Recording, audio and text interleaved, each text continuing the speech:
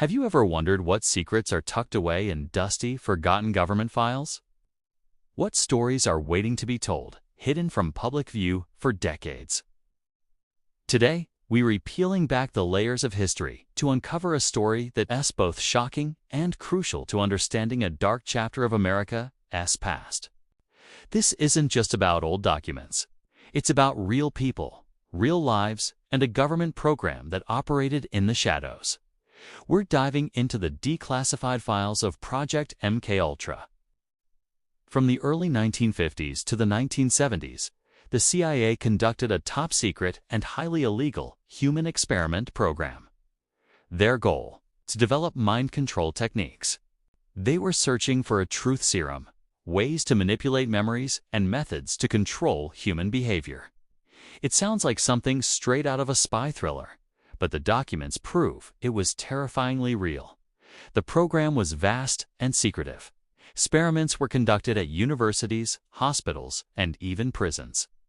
What's truly disturbing is that most of the subjects were unwitting participants.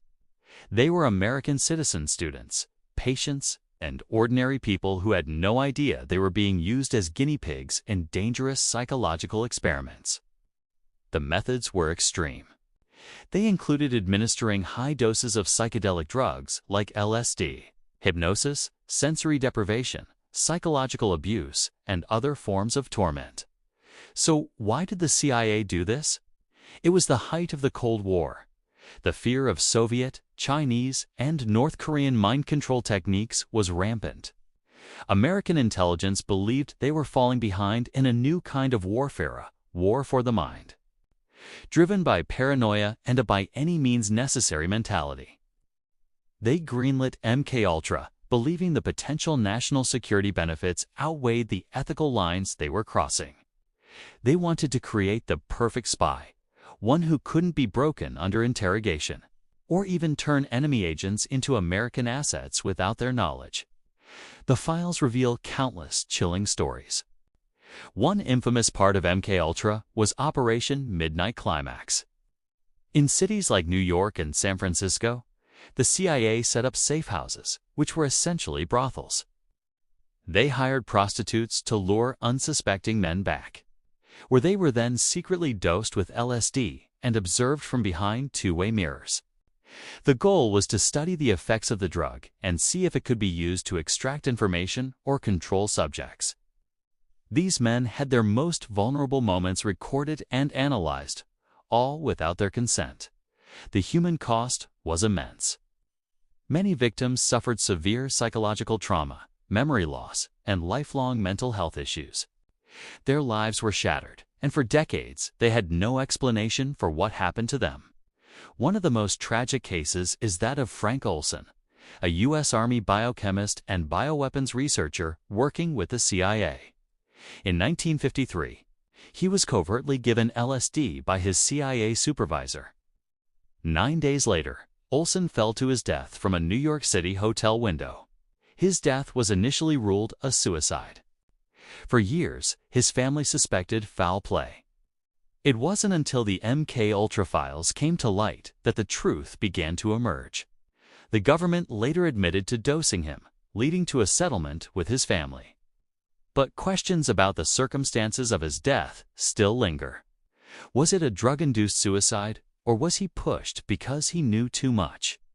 So, how did all of this come to light? The story of its discovery is almost as dramatic as the program itself. In 1973, in the midst of the Watergate scandal, CIA Director Richard Helms ordered all MKUltra files to be destroyed. He wanted to erase it from history. Miraculously, a small cache of financial records was misfiled and survived the purge. These 20,000 pages, though incomplete, became the key to unlocking the secrets. In 1975, the Church Committee, a Senate committee investigating abuses by intelligence agencies, and the Rockefeller Commission, set up by President Ford, launched full-scale investigations. Their hearings were sensational. They brought the horrific details of MKUltra into the public eye for the first time. Americans were stunned to learn what their own government had been doing in secret. The testimony of former agents and the presentation of the surviving documents painted a damning picture of a rogue agency operating without oversight or morality. The legacy of MKUltra is a profound and cautionary tale. It exposed the terrifying potential for abuse when secret government programs operate without accountability.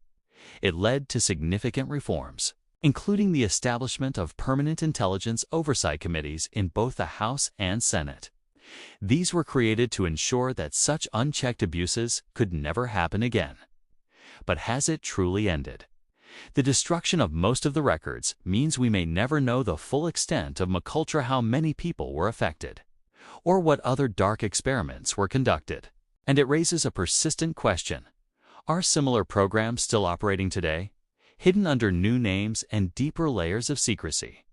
The story of MKUltra serves as a stark reminder that we must always remain vigilant, question authority, and demand transparency from those in power. The hidden files of the past are not just history. They are a warning for the future. What do you think? Could something like MKUltra happen again today? Let me know your thoughts in the comments below. It's a complex topic, and I'm really interested to hear your perspective. Thanks so much for watching and for joining me on this deep dive into a hidden part of history. If you found this interesting and want more stories from the declassified archives, make sure to like this video and subscribe to the channel. I'll see you in the next one.